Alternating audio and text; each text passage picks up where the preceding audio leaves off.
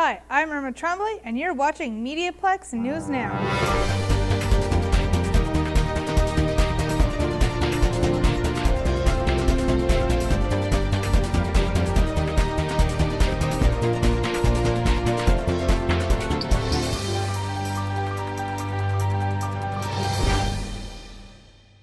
With a new engineering building being constructed on the University of Windsor campus, some are wondering what will be the fate of the old one. Rebecca Wright reports. A University of Windsor building may soon be listed on Windsor's Municipal Heritage Register. The City of Windsor Heritage Committee has made the recommendation that Essex Hall be recognized as having this historic status. Built in 1963 and initially called the Physical and Applied Sciences Building, the structure now houses the university's engineering and science departments. Essex Hall was the first engineering building built on the University of Windsor campus. Listing it as a heritage site would preserve it, but there has been a mixed reaction from students over whether the recommendation is good or not. I think the building should be knocked down, and first reason is because there's a new one being built across the street, which is going to look pretty, and second, I'd like to see this building knocked down with explosions. I believe it should be saved.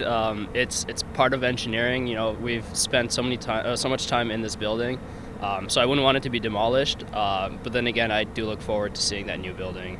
I think the city should save it just because it's a historical building, and but I also think that maybe it should be renovated just so it looks more appealing to the students. But I think we should save it just to have a part of history at the university, just like Dillon Hall. The construction of a new building to replace Essex Hall, called the Center for Engineering Innovation, began on the university campus in January 2010. The new engineering building will be certified as having gold status through the Leadership in Energy and Environmental Design rating system. This is a third-party certification program for the design, construction, and operation of high-performance green buildings. John Calhoun, the city's heritage planner, is the one that made the recommendation for Essex Hall. He said although the new building will have LEED and green status, there is a well-known frame of thought among the heritage community when it comes to environmentally friendly structures. It's much greener to keep the building in use. That a huge fraction of our landfill is construction materials, so that if that could be saved, it's a much greener alternative to keep a building than it is to tear it down. I mean, the idea of giving a green certificate to a brand new building after you've torn down something seems a little bit and wasted all that material. There's an irony in that. There are currently 843 properties in Windsor that maintain historic status.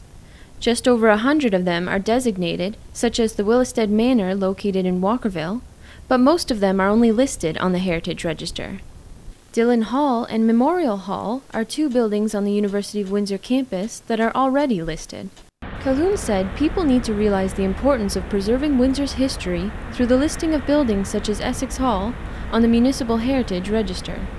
Whether the Essex Hall is a great building according to some concept of grand edifice, it's grand in terms of its size. It would not be so much a grand design as we tend to think of some big Victorian building or that sort of thing.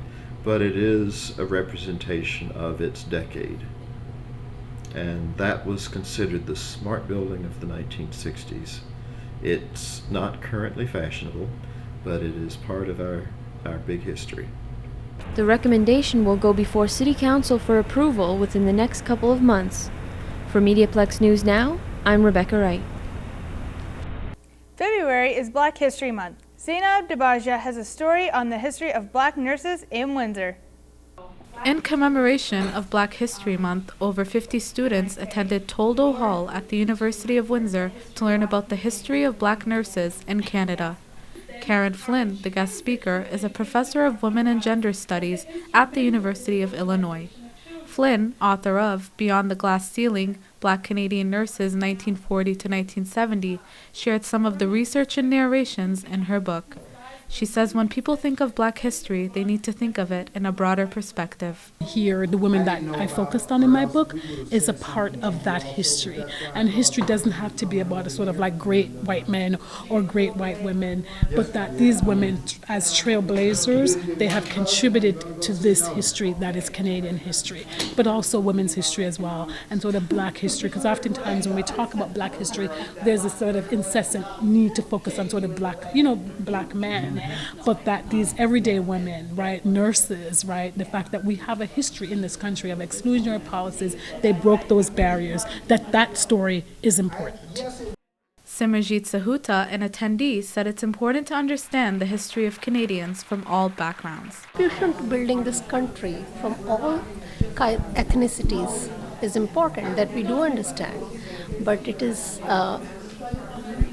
equally important because when your spaces, public spaces, are restricted just due to color of your skin, it becomes more important, and all history and all narrative becomes dominant with the dominant discourses and color. So it is important for us to know what did people of color do in this country. Flynn became emotional as she introduced the first Black nurses of Windsor and Chatham who were among the audience and whose struggles were documented in her book. I'm Zainab Dabaja, reporting for MediaPlex News Now. A group of students are learning how to fight with swords and daggers as part of their education. Miranda Kummelhart reports. I'm Miranda Kummelhart at St.Clair College, where students are taking a basic actors combatant certification. Many of the students who are taking this course are in the music theater performance program. Willix Lee says that taking this program will help with his acting resume. First, I enjoy stage combat. The second thing, I just want this as a backup, just in case, there's some gigs that I can do in the future. Jamie Treshak, who is teaching the course, says that he has always had a passion for drama and weapons. Well, in theater, my wife tells me I shouldn't admit this, but while I was in school, I played a lot of Dungeons & Dragons, which really made me want to learn how to use the weapons that, I pretend to play with. Treshak says one of the main goals of this course is to teach students how to perform violence safely. I'm Miranda Kummelhart, reporting for MediaPlex News Now. Interested in the St.Clair journalism program? Lauren Loveday has more information. Part of the resurgence in downtown Windsor has to do with students and the university and college expansions, and the MediaPlex is a big part of that. They held an open house to let people know they're a part of the community. One of 3 of its kind, the MediaPlex offers a unique experience for students entering the journalism field. Veronique Mandel is the program coordinator for the journalism program. Our program is a convergent journalism program. And what that means is that when our students go out on an interview, they can come back with video for their television show, audio for their radio program. They bring back a photo and information for their newspaper, and they can write a blog or tweet. So it's a very all-encompassing type of program, which makes our students very marketable. Students were excited to show off their stuff, providing tours, demonstrations, and displaying their enthusiasm for journalism. James Zimmerman, a first-year student, says the program provides what he needs to succeed. Program's great. I'm making the jump from one career to start another career. So I picked this program simply because it encompasses everything.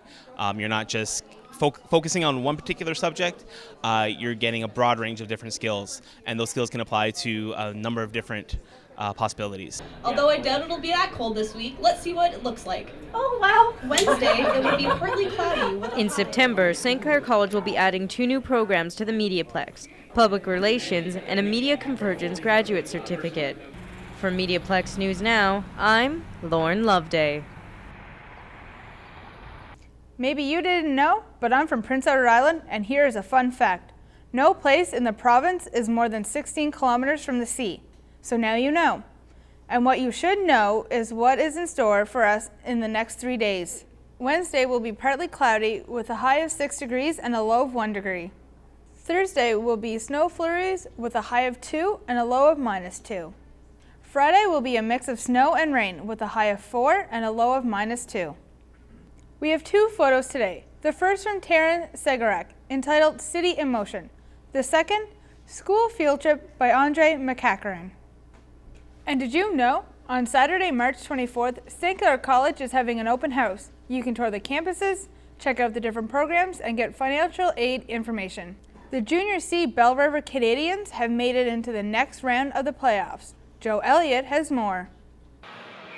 The Belle River Canadians hosted the Wheatley Sharks February 21st for Game 5 of the first round of the Great Lakes Junior C Hockey League playoffs. Coming off their first postseason loss in Game 4, the Canadians used their home ice advantage to secure a win against the Sharks and move on to the next round. The game began with a slow start until Belle River forward Jason Kumaris netted the puck in the second half of the first period. The Habs successfully held off the Sharks, leaving the period with a score of 1-0.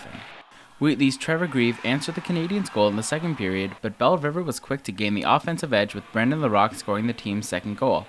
The third period began in favor of Wheatley, with Austin Fontaine evening the odds in the first 28 seconds. Belle River skaters Nick Dobridge and Weston Gall prevented the Sharks from gaining an advantage by both adding goals, leaving Wheatley with a deficit of 2. It was kind of nice, actually. Chauvin fed me a great pass. We played together all year last year, and we just kind of have that connection together where he just knows where I am, and he made a no-look pass to me, and I found the back of the net, snuck one in.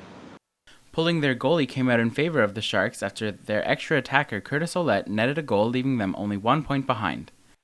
Belle River was able to hold off Wheatley's man advantage and get the Game 5 win, sending them to the next round of the playoffs, while they will face the Moortown Flags February 26th at Belle River Lakeshore Arena.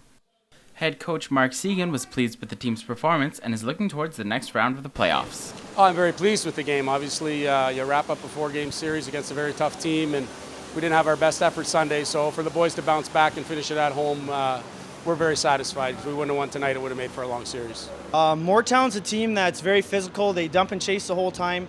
To beat them, it's just going to take great D-zone coverage, and we got to forecheck the hell out of them. Well, we're going to have to put a plan together. They're a very offensively gifted team. They got the MVP of the league. They got one line that's very potent. Right off the bat, we're going to have to keep it 5-on-5, because if we take the penalties we did in this series against Moortown, they'll fill the net. So especially, we're going to have to play 5-on-5. For MediaPlex News Now, I'm Joseph Elliott.